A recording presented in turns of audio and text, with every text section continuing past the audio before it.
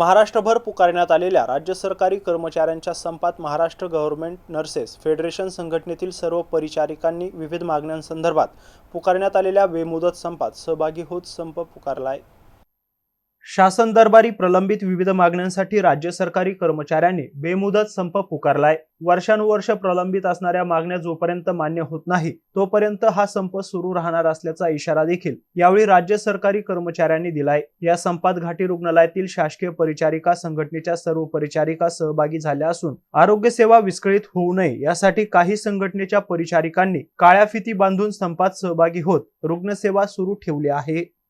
पुष्पेंद्र निकुम, महाराष्ट्र राज्य परिचारिका संघटना मुख्यालय लातूर या संघटनेची एक सभासद आहे आणि सभासद या नात्याने मी आपणास सांगू इच्छिते की आमच्या ह्या ज्या जिव्हाळ्याच्या मागण्या शासनाकडे वर्षानुवर्ष होत्या त्यासाठी आम्ही संप केले, परंतु आम्हाला कुठल्याही पद्धतीचं यश आलेलं नाही। त्यामुळे आम्ही जुन्या ज्या आमच्या मागण्या आहेत त्या मागण्या घेऊन आम्ही परत संपामध्ये उतरलेलो आहोत। महाराष्ट्र राज्य परिचारिका संघटना ही शासनमान्य परिचारिका संघटना आहे जी परिचारिकांच्या न्याय व हक्कांसाठी लढणारी आहे।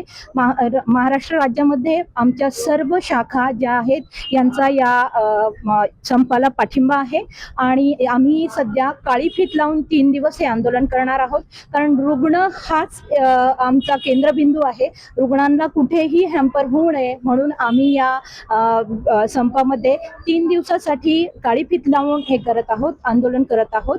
आणि जर 3 दिवसानंतरही शासनाला जाग नाही आली तरी तर आम्ही परत या संपामध्ये उतरू। थँक्यू। विद्या पुष्पेंद्र निकुम।